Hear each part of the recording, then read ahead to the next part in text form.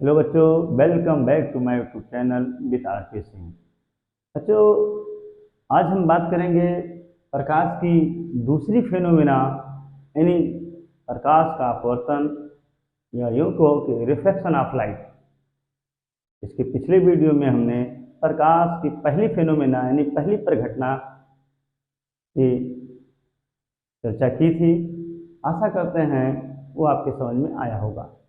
तो आज हम बात करेंगे प्रकाश की दूसरी परिघटना यानी प्रकाश का अपवर्तन। तो प्रकाश का अपवर्तन क्या होता है ये समझना है। यानी प्रकाश का अपवर्तन, जिसको हम कहते हैं इंग्लिश में refraction of light. Reflection of light. तो ध्यान रखिए बच्चों, जब भी प्रकाश के अपवर्तन की घटना होगी तो इसके लिए कम से कम दो मीडियम अवश्य होना चाहिए, या यूं कहो दो या दो से अधिक माध्यमों की घटित घटना है, यानी टू और मोर मीडियम की फेनोमेना है। यानी जब भी प्रकाश एक माध्यम से दूसरे माध्यम में प्रवेश करेगी तो अपने वास्तविक मार्ग से विचलित हो जाएगी, यानी हट जाएगी। प्रकाश के विचलित होने की यह घटना प्रकाश का अपवर्तन कहलाती है। मान लेते हैं ये आपका कोई अपवर्तक पृष्ठ है जो दो माध्यमों को अलग कर रहा है। मान लेते हैं पहला माध्यम यानी विरल विरल और दूसरा माध्यम आपका सघन। दूसरा माध्यम आपका सघन है। विरल में मान लीजिए ये वायु है और सघन में मान लीजिए ये कांच है। कांच है। तो जब भी कोई प्रकाश किरण एक माध्यम से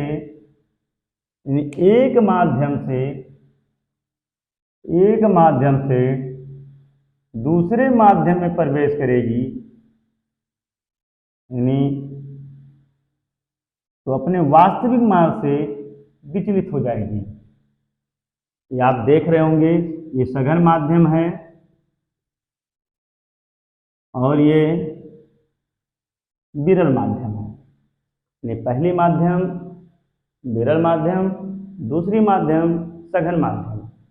जैसा अभी हमने परिभाषा बताया कि जब भी कोई प्रकाश किरण एक माध्यम से दूसरे माध्यम में प्रवेश करेगी तो अपने वास्तविक मार्ग से विचलित हो जाएगी। तो आप देख रहे होंगे कि ये प्रकाश किरण का वास्तव में इसका वास्तविक पाथ ये होना चाहिए, लेकिन ऐसा ना हो कि ये अपने वास्तविक मार्ग से विचलित हो गई है। इसलिए प्रकाश के विचलित होने की ये घटना प्रकाश का अपवर्तन कहलाती है। तो आने वाली जो किरण है उसको हम कहते हैं इंसिडेंट रेज, यानी आपतित किरण, इंसिडेंट रेज। और दो माध्यमों को अलग करता है उसे हम कहते हैं रिफ्लेक्टेड प्लेन, या यूं कहो अपवर्तक पृष्ठ। अपवर्तक पृष्ठ। और जब दूसरे माध्यम में जो प्रकाश किरण आई है उसका नाम है अपवर्तित किरण। अपवर्तित किरण।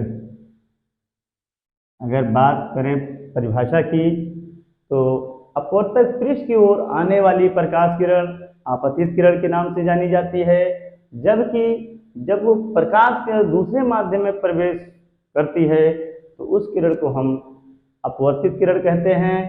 और जो दो माध्यमों को अलग करता है सरफेस यानी पृष्ठ, या यूं कहो कि अपवर्तक पृष्ठ, उस बिंदु पर आने वाली जो प्रकाश किरण है उसको हम आपतन बिंदु कहते हैं। आपतन बिंदु कहते हैं, यानी ये पॉइंट आपकी आपतन बिंदु होगी। आपतन बिंदु। और आपतन बिंदु पर खींची गई अभिलंब यानी अभिलंब जो सदैव अपवर्तक पृष्ठ के साथ 90 अंश का कोण बनाएगी। तो ये रहा आपका रिफ्लेक्शन ऑफ लाइट की फेनोमेना। और यहाँ जो ध्यान देने वाली बात है कि आपतित किरण और अभिलंब के बीच बना कोण आपतन कोण कहलाता है, जिसे हम आई से व्यक्त करते हैं। और अपवर्तित किरण तथा अभिलंब के बीच बना कोण अपवर्तन कोण कहलाता है, जिसे हम आर से व्यक्त करते हैं। तो ये रहा आपका प्रकाश के अपवर्तन की फेनोमेना। अब बात करें तो प्रकाश अपवर्तन के भी दो नियम हैं। जिस प्रकार से प्रकाश परावर्तन के नियम आपने पढ़ा था, उसी प्रकार सेम प्रकाश के अपवर्तन के भी दो नियम हैं। पहला नियम या यूं कहो कि प्रकाश अपवर्तन के नियम, यानी law of refraction of light, law of refraction of light. तो इसके भी दो नियम हैं। नंबर एक, यानी आपतित किरण तथा अपवर्तित किरण आपतन बिंदु पर खींचा गया अभिलंब तीनों एक ही तल में एक ही बिंदु पर स्थित होते हैं। यानी इसका पहला नियम है कि आपतित किरण तथा अपवर्तित किरण और आपतन बिंदु पर खींचा गया अभिलंब तीनों एक ही तल में एक ही बिंदु पर स्थित होते हैं। इनका जो दूसरा नियम कहता है कि आपतन कोण की जया, यानी आपतन कोण की जया, यानी आपतन कोण आई है और जया, जया मतलब साइन, आपतन कोण की जया तथा अपवर्तन कोण की जया का अनुपात सदैव नियत होता है। यानी आपतन कोण आई यानी साइन आई और अपवर्तन कोण की जया यानी साइन आर का जो अनुपात होता है वो सदैव नियत होता है, यानी कांस्टेंट,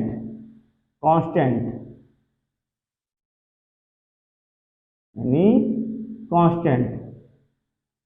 ये इनका दूसरा नियम है। उस कांस्टेंट को हम n से रिप्रेजेंट करते हैं,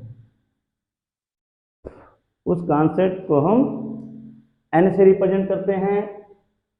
और इनका जो दूसरा नियम है स्नेल के नियम से या स्नेल के नियम के नाम से जाना जाता है, या यूं कहो कि प्रकाश अपवर्तन का दूसरा नियम स्नेल लॉ के नाम से जाना जाता है, जो क्या कहता है कि sine I by sine R equal to constant. वो कांस्टेंट यहां हमने n माना है, इनका दूसरा नियम है। सबसे जो मोस्ट इंपॉर्टेंट पॉइंट है यानी नोट पॉइंट कि प्रकाश अपवर्तन की घटना में प्रकाश की स्पीड यानी वेलोसिटी बदल जाती है, जबकि उसकी फ्रीक्वेंसी नहीं बदलती है। यानी इस अपवर्तन की घटना में आवृत्ति नहीं बदलती है, आवृत्ति नहीं बदलती है, जबकि उसकी स्पीड यानी चाल बदल जाती है इस फेनोमेना में। और जो मोस्ट इंपॉर्टेंट टॉपिक है जो स्नेल लॉ है यानी sine I by sine R equal to constant, वो कांस्टेंट को हम n से यानी इसको अपवर्तनांक के नाम से जानते हैं, यानी अपवर्तनांक के नाम से। जहां n क्या है इसको अगर लिखा जाए कि n क्या है तो n वास्तव में पहले माध्यम के सापेक्ष दूसरे माध्यम का अपवर्तनांक है, पहले माध्यम के सापेक्ष दूसरे का अपवर्तनांक है। अगर लिखा जाए इसको तो हम कह सकते हैं first medium to second medium, यानी refractive index of second medium with respect to first medium, या यूं कहो और भी इसके लिखने के तरीके हैं, n2 बाई n1 भी कह सकते हैं, n2 बाई n1 भी कह सकते हैं। अगर इसका पहला माध्यम वायु माना गया है, दूसरा माध्यम सघन माना गया है, तो इसको इस तरीके से भी लिखा जा सकता है। यानी पढ़ेंगे कैसे, वायु के सापेक्ष कांच का अपवर्तनांक या वायु के सापेक्ष कांच का अपवर्तनांक। यानी जब प्रकाश किरण जिस माध्यम में प्रवेश करेगी तो उसी के रिस्पेक्ट में हम अपवर्तनांक लिखते हैं। तो पढ़ने का ढंग, पहले माध्यम के सापेक्ष दूसरे का अपवर्तनांक या दूसरे माध्यम का अपवर्तनांक पहले माध्यम के सापेक्ष, या अगर हम माध्यम विरल और सघन माने हैं या वायु या कांच माने हैं तो इसके रिस्पेक्ट में हम कैसे लिखेंगे या यूं को कैसे पढ़ेंगे, तो वायु के सापेक्ष कांच का अपवर्तनांक। ये इनका दूसरा नियम स्नेल के नियम से जाना जाता है। ये लिखने और पढ़ने का तरीका है। अब बात है कि पहले माध्यम के सापेक्ष दूसरे माध्यम का अपवर्तनांक, तो वास्तव में अपवर्तनांक क्या है, यानी बात किया जाए कि अपवर्तनांक क्या है। अपवर्तनांक यानी रिफ्रैक्टिव इंडेक्स।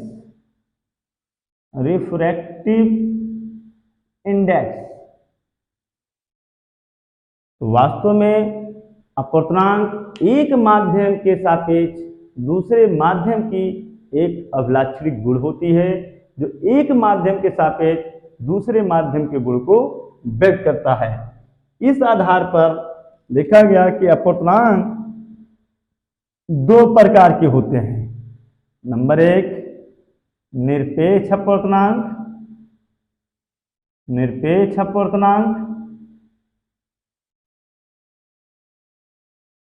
नंबर दो, सापेक्ष अपवर्तनांक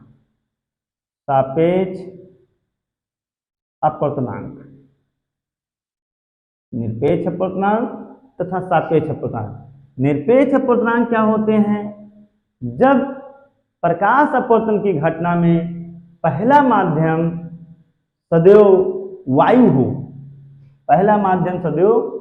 हो, दूसरा माध्यम कुछ भी हो, तो ऐसे रिफ्रैक्टिव इंडेक्स जब भी बात करते हैं तो वो हमेशा निरपेक्ष अपवर्तनांक कहलाते हैं। जैसे मान लो प्रकाश किरण वायु से कांच में जा रही है या वायु से किसी लिक्विड में जा रही है या वायु से किसी डाइलेक्ट्रिक मटेरियल में जा रही है, यानी डाइलेक्ट्रिक मटेरियल डी लिख सकते हैं। इस प्रकार से हम इनको निरपेक्ष अपवर्तनांक कहते हैं। आप देख रहे होंगे इसमें फर्स्ट मीडियम, यानी इसमें भी फर्स्ट मीडियम वायु ही लिया गया है। यानी प्रकाश किरणें वायु से कांच में, वायु से लिक्विड यानी किसी द्रव में, वायु से किसी डाइलेक्ट्रिक यानी किसी परावैद्युत पदार्थ माध्यम में प्रवेश कर रही है। तो इन सब में एक ही सिचुएशन होल्ड करता है कि हमेशा फर्स्ट मीडियम यानी जहां से प्रकाश किरण जिस माध्यम में गमन करेगी तो उसके लिए पहला माध्यम हमारा वायु ही होगा। ऐसे कंडीशन में जब भी हम रिफ्रैक्टिव इंडेक्स की चर्चा करते हैं तो उसमें फर्स्ट मीडियम यानी वायु ही मानते हैं, एज्यूम करते हैं। जब दूसरा क्या कहता है, सापेक्ष अपवर्तनांक। सापेक्ष अपवर्तनांक में या सापेक्ष अपवर्तनांक के लिए कोई ऐसा कंडीशन नहीं है। इसमें फर्स्ट मीडियम कुछ भी हो सकता है, सेकंड मीडियम कुछ भी हो सकता है। यानी प्रकाश किरण वायु से कांच में जाए या कांच से वायु में जाए या जल से कांच में जाए या कांच से जल में जाए, इसके लिए कोई बाउंडेशन नहीं है। तो हम कह सकते हैं कि ये एन जी या यूं कहो जी एन ए या यूं कहो डब्ल्यू एन जी या यूं कहो जी एन डब्ल्यू या यूं कहो कि जी एन एल, ये सब सापेक्षिक अपवर्तनांक के नाम से जाने जाते हैं, क्योंकि इसमें फर्स्ट मीडियम सेकंड मीडियम के लिए कोई बाउंडेशन या कोई कंडीशन नहीं है कि पहला माध्यम क्या होना चाहिए, दूसरा माध्यम आपका क्या होना चाहिए, इसे कोई वास्ता नहीं है। बशर्ते ये होना जरूरी है कि प्रकाश अपवर्तन की घटना घटित हो, यानी कम से कम 2 or more मीडियम ये फिनोमेना है, यानी one medium to another medium to another medium to another medium, यानी एक माध्यम से दूसरे माध्यम, दूसरे माध्यम से तीसरे माध्यम, तीसरे माध्यम से चौथे माध्यम। प्रकाश किरणें एक माध्यम से दूसरे माध्यम में गमन करती रहेंगी, उनकी पाथ यानी उनकी पाथ सदैव विचलित होती रहेगी, यानी प्रकाश के अपवर्तन की घटना घटित होती रहेगी। ये है इनकी कंडीशन। अब निरपेक्ष अपवर्तनांक, सापेक्ष अपवर्तनांक। अब अगर बात करें तो प्रकाश की जो अगली टॉपिक है वो है प्रकाश की उत्क्रमणीयता, यानी प्रकाश की उत्क्रमणीयता। तो हेडिंग बनाइए, प्रकाश की उत्क्रमणीयता। प्रकाश की उत्क्रमणीयता, प्रकाश की उत्क्रमणीयता, प्रकाश की उत्क्रमणीयता, उत्क्रमणीयता जिसको हम कहते हैं reversibility of light, reversibility of light. तो जैसा आप केमिस्ट्री में भी सुने होंगे रिवर्सिबल रिएक्शन, या यूं कहो रिवर्सिबल प्रोसेस, यानी जैसे आप दैनिक जीवन में एग्जाम्पल देखे हैं कि बर्फ का पानी बनना या पानी का बर्फ बनना, this process is known as reversible process. Same इसी प्रकार प्रकाश में भी यही होता है, यानी जब भी कोई प्रकाश किरण one medium to another medium में प्रवेश करेगी, ये मान लेते हैं सघन माध्यम, या आपतित किरण, या अपवर्तित किरण, और ये रहा आपका नॉर्मल, ये आपतन कोण और ये अपवर्तन कोण, ये रहा आपका अपवर्तक पृष्ठ, ये रहा आपका आपतन वृत्त। यानी रिवर्सिबल रिएक्शन, यानी रिवर्सिबल ऑफ या रिवर्सिबिलिटी ऑफ लाइट क्या कहता है कि जब भी कोई प्रकाश किरण पहले माध्यम से दूसरे माध्यम में प्रवेश करती है, यानी आपतन कोण आई, अपवर्तन कोण आर, इसी का रिवर्सिबल प्रोसेस, यानी जब विरल माध्यम से सघन माध्यम में, यानी ये विरल माध्यम जिसको हम वायु कह सकते हैं, सघन माध्यम जिसको हम कांच मान सकते हैं। ऐसे कंडीशन में जब प्रकाश किरण वायु से कांच में प्रवेश करती है तो इसी का रिवर्सिबल प्रोसेस, यानी कांच से वायु में भी प्रवेश कर सकती है।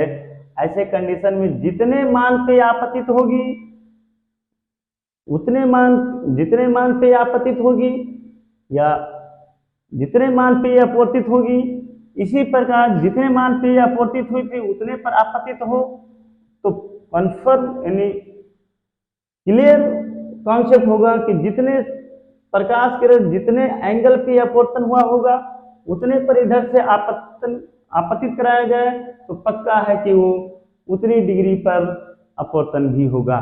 या यूं कहो कि रिफ्लेक्शन ऑफ लाइट और सेकेंड लॉ लगा के देखते हैं कि रिवर्सिबिलिटी ऑफ लाइट से क्या कंक्लूजन निकलता है। तो यानी फर्स्ट कंडीशन हम कह सकते हैं कि जब प्रकाश वायु से कांच में जा रही हूं तब बाई स्नेल लॉ, अब इस पे आप स्नेल लॉ लगाइए। तो अभी हमने सिखाया कि जहां से प्रकाश किरण जिस मीडियम में जाए उस हिसाब से उसके रिफ्रैक्टिव इंडेक्स यानी अपवर्तनांक लिखे जाते हैं। तो हम कह सकते हैं कि sine I upon sine R is equal to A N G, समीकरण नंबर 1। पुनः सेकंड कंडीशन में अगर बात करें यानी रिवर्सिबल प्रोसेस, सेकंड कंडीशन में तो अब प्रकाश किरण सघन माध्यम से विरल माध्यम में प्रवेश करेगी, या यूं कहो कांच से प्रकाश किरण वायु में प्रवेश करेगी। तो हम कह सकते हैं कि जब प्रकाश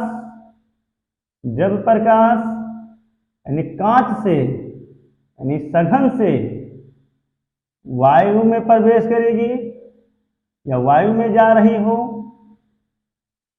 हो देन तब बाई स्नेल लॉ क्या कहता है कि सघन से विरल में यानी कांच से वायु में प्रकाश किरण जा रही है, तो स्नेल लॉ इस पे भी लगाइए।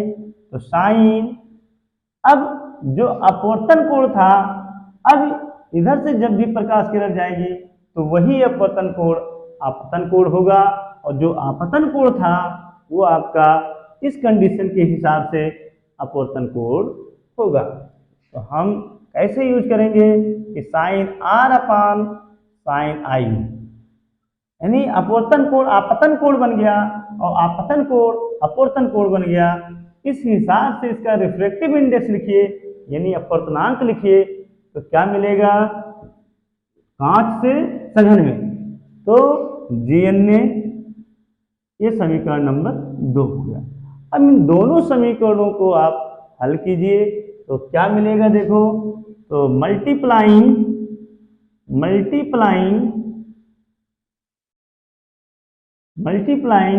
इक्वेशन 1 फ्रॉम इक्वेशन 2, यानी समीकरण 1 और 2 को आपस में गुणा कर दो, तो बी गेट हमें क्या मिलेगा कि sine I upon sine R into sine R upon